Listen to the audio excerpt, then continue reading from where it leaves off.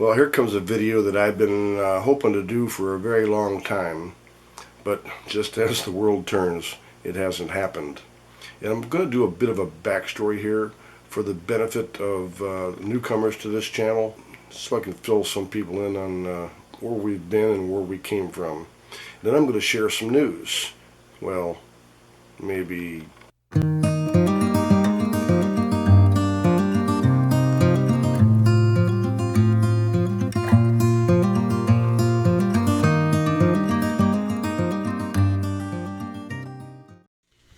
It's been 5 years since we arrived in Guam to re-establish our residency, leaving our home of over 4 years behind in Samar. Our goal was to enjoy living in both locations. However, happens. And it's now been over 2.5 years since we've been home to Samar. We still call Calbayog City home because it's where we built our retirement home. It's where our entire household of goods and all our worldly possessions remain, including 2 cats and our dog.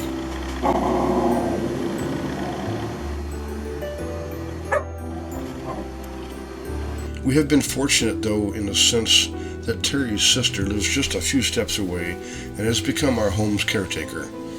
It's her day job, so to speak. She does an excellent job of keeping the house lived in and taken care of. So while we know it won't be much longer before we can return, we know home will be in the same condition as when we left. And along with us making plans to return home, we will have some really big news to share. Meanwhile, the place that we still call home is Calbayog City on the island of Samar. And when we first moved there, it was very much a bustling little wannabe city, which really didn't offer much except a slower pace of life, along with its natural beauty and some good beaches, not really unlike many other areas of the Philippines. We watched this little city grow for over 4 years as we finished construction on our home and then expanded our little corner of paradise with the purchase of additional land and an extension on the house. Since we have been gone, though, it seems the pandemic could not slow down the progress of the forward-looking folks who live, work, and invest in the community of Calbayog City. I can remember there were only a handful of hole-in-the-wall hardware stores and only one that you could actually walk through and examine the merchandise. Today, several other larger hardware stores have come to town, including Handyman, Do-It-Yourself, and City Hardware. There have been new hotels that have sprung up, and a few new restaurants and eateries like McDonald's, Greenwich Pizza, Shakey's, and more. On the infrastructure front, the once proposed bypass road to be constructed around the city over the water is well underway and could be done in about 2 years' time. This road is similar to other bypass roads constructed in the Philippines, designed to alleviate traffic congestion traversing the narrowest of streets in some older cities. I, for one, will need this road to be done soonest, as it will help me get from the far north of town to City Hardware located to the far south of the city. While life in the Philippines is nothing like living on the island of Guam, we find ourselves missing things no matter what our location might be. Both locations offer a slower pace of life, and both possess their own inherent scenic beauty.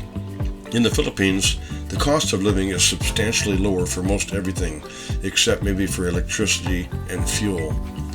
Here in Guam, space and privacy are a luxury not easily afforded to living in the Philippines. While I find driving there easy, Terry likes the organized traffic here much better. In the Philippines, we have family. Here in Guam, we have more activities. Here in Guam, I don't have to do anything but relax if I so choose. And at home in the Philippines, there are many honeydew projects that are always awarded to me.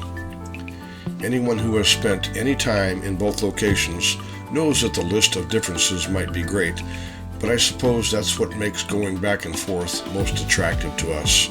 We can effect a change of pace at will.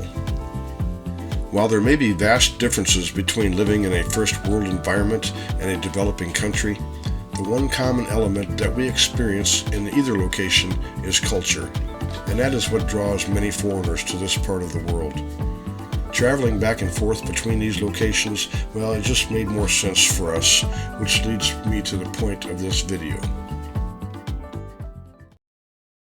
A few months ago, some of you may remember that we began our search for a sailboat, one that was blue water capable and one that we could use as our vehicle of choice for transporting us between Guam and the Philippines.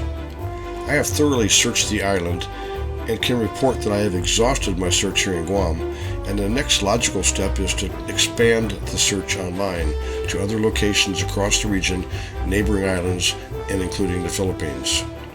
But that plan right now would be just too cumbersome due to the lingering pandemic restrictions that we all face. In all honesty, the more videos I watch about sailing and the upkeep that would be needed to keep any boat in good working order, the more reservations I have about taking it all on. It's not that I'm not up to the challenge from a mental aspect, it's the physical limitations that might create issues for me. I watch some of these younger guys doing boat upgrades and projects, and I have to say, sometimes it just hurts to watch. One other thing that has become an even bigger issue of concern is the expense. Because the availability of boat parts has become logistically more difficult since the pandemic began, the huge rise in cost of obtaining boat parts and overall maintenance has really become a valid concern. While inflation has hit the world over, the marine industry has not been spared with much higher pricing for everything. That said, we have both reevaluated our plans and have concluded that our window of opportunity to become sailor and sailorette has passed, or you could say that ship has sailed.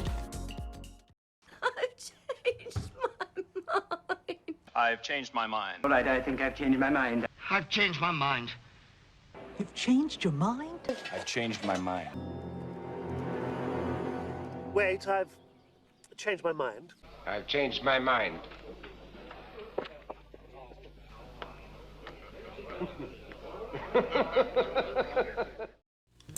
So now we will make plans to return home late this summer, and because things are seemingly returning to normal in the Philippines, we can plan on doing some traveling. Hey, and before the year's out, maybe we might make a trip to Puerto Galera.